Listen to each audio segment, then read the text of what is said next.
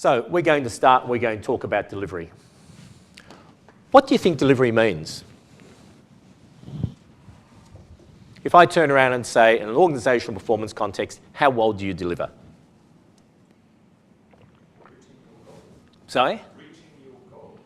Could be reaching your goal, could be serving your customer, could be achieving your targets, meeting customer expectations.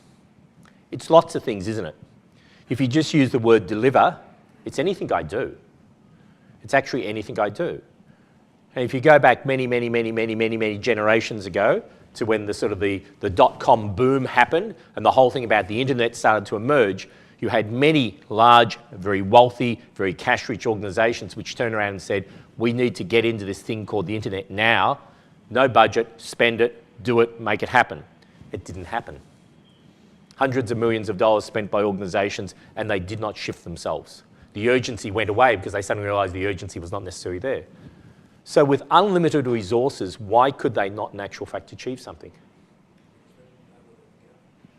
They didn't know what they were going, where they were going. They didn't know how to go there quickly. Because if I had a large infrastructure project, then that would take several years. And I had several years to do it.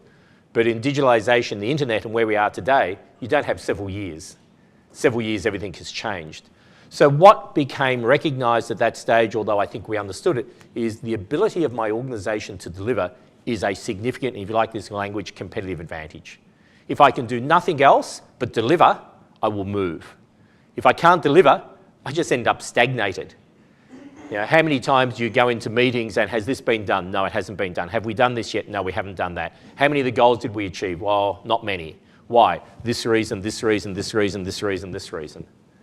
So when you talk about organisational performance, you start on the outside and the first thing you say, can we actually get things done? Can we actually get things done? And the answer to that often is no, we can't. So the difference between a great business and a just existing business at the other end, or non-existing business when it's gone out of business, is the ability to achieve things, the ability to get things done. Now, yes, that's about setting goals, identifying those goals, establishing them, but then it's very much about making it happen. And in our mind, what you actually need to build is almost a cultural DNA. It is a cultural DNA of delivery. And there's a number of aspects which fit into that. And I'll put them up. Hopefully I won't press the button once too many. And we'll talk through them. So what I would like you to get in your mind and what I would like you to go away and think about is simply this. How do we get things done in our organisation? I need to create some nifty little program and put a good title over it, which is the way we do things. You know, the picture way, if we were here, for example. It's the way in which we deliver projects.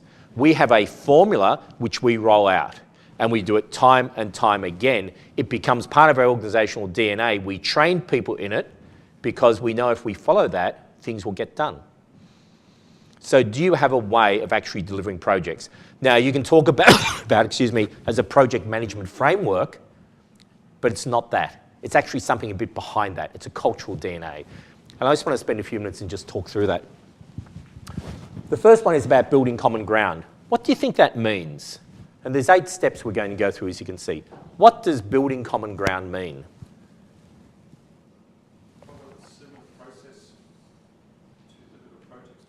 So imagine this is my senior management team.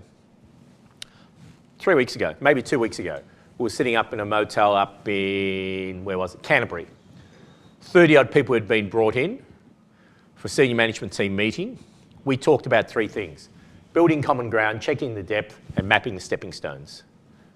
To get that management team ready for significant changes for an organisation which was quite regimented and people had been there for 30-odd years. And if you've been somewhere for 30-odd years, what's the way it's done? The way it's been done for the last 30-odd years. And it was going to be turned upside down. So the first thing was to build common ground. So build common ground is get everyone to understand what's happening. What actually are we talking about achieving? What actually are we talking about doing? Do we actually understand why it's important? Do we recognise the language? Do we actually understand what it's going to mean? We're getting ahead in it. Or do we sit there and say, yeah, they're going to do some project, I don't know really what it is, and I really don't care. Which means I'm not on board, I'm not part of it, I'm not interested in it, I'm not there. So building common ground is the first platform. Let's get together the people who are going to be affected by this, and let's have a conversation about what actually we're going to do. But most importantly, why it's important to us as an organisation. And what always sits at the centre? Why it's important to us as an organisation. Not you as an individual, why it's important to us as an organisation. And if we can't identify that, we probably shouldn't be doing it.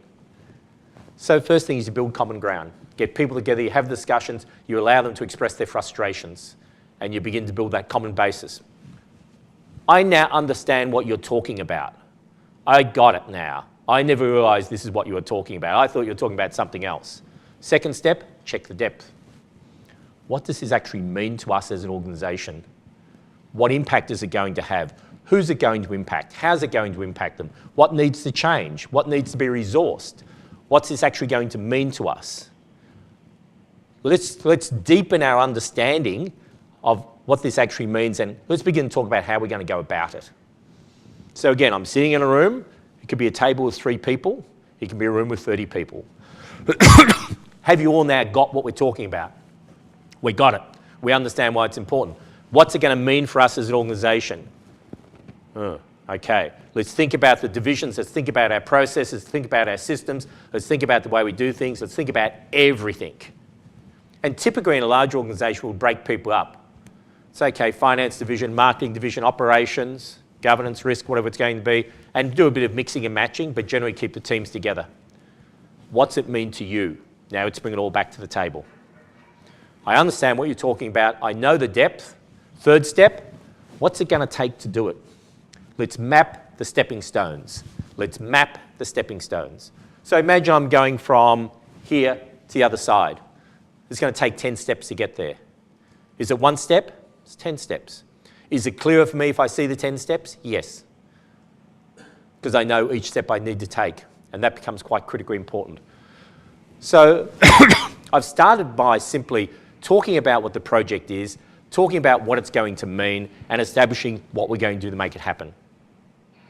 Am I now ready to go? Yeah. However, we put in here Signal and Energize. I say, keep these in mind, and these you've got to make sure have been considered up here. So you actually need to make sure that you've put in place rapid decision making. We'll talk about that. You need to make sure you understand who's going to be with you and who's going to be against you. There'll be some people who just don't want to go on the journey, and that's fine. And this organisation we were speaking about, there are some people there who do not want to go on the journey. And for the last 2 years, they have blocked the journey until we got to a point where we turned around and said to the CEO, you need to have some conversations. Because these people are fundamental in delivering, but they will not deliver. Not because they don't want to, because they can't. They've now been given alternate positions, which they're quite happy with, because they actually don't want to be part of the journey. They don't want to be part of the journey. Common, depth, stepping stones, launch. Actually start it, not with a whimper, but with a launch. We were actually going to start it last week, but we're busy, so maybe next week or maybe the month after we'll get into this project. Is there any energy behind it? No. Is there any passion? No. Is there any focus? No. Is there any urgency? No. Signal, energize, launch. Now I'm up and going. Let's make sure that everything is set up for the decisions which are going to be made.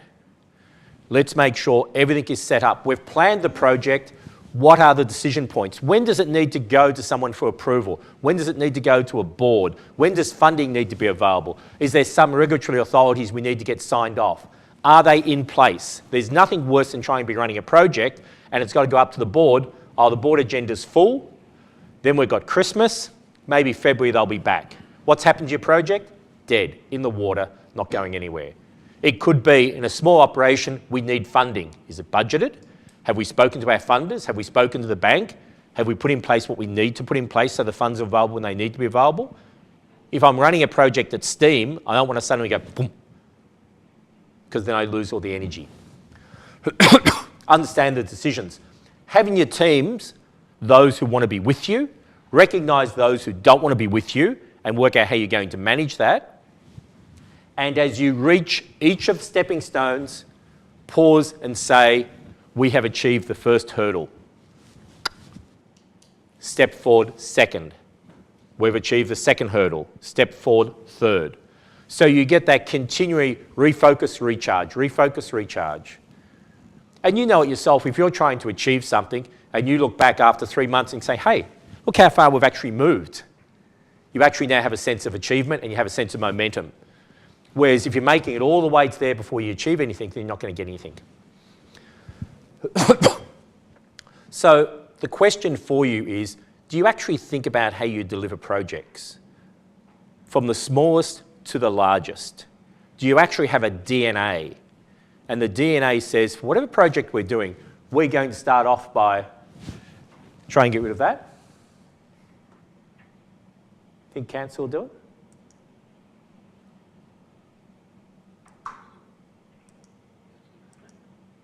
It'll come back, you know that, don't you?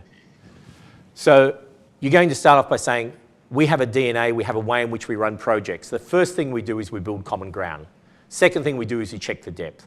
Third thing we do is we set up the stepping stones. When we set up the stepping stones, we have regard to decision-making, adopters, resistance, and we plan that in. Now we're ready to go, signal and energise, work the project forward. Every project we do it in that way. Window cleaners. So what you need to develop for your organisation is that delivery mechanism. Very few organisations have it. We talk about change management. We talk about the need for change management programs. We actually don't think about how we deliver. This is a change management program, but it's focused on delivery. The language is slightly different. Change management means what?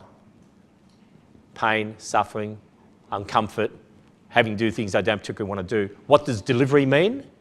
Achievement, performance, moving forward. Embracing a new feature, a new future, creating something for yourself.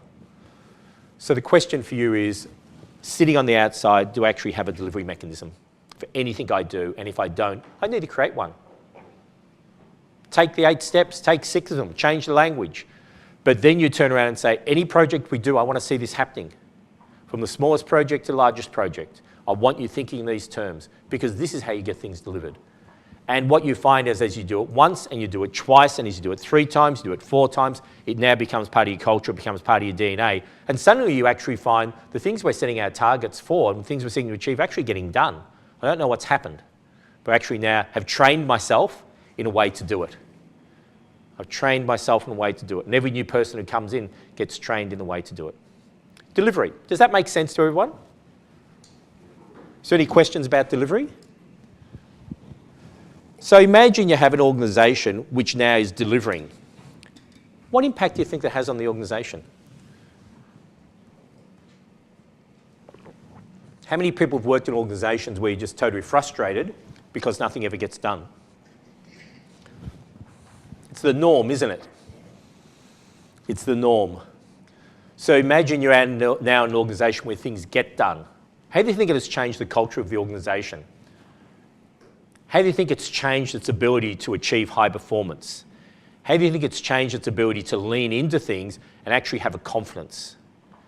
It's a large organisation we worked with a couple of years ago. We're still working with them. They wanted to come up with a new strategic plan, roll the strategic plan out, $400 million business.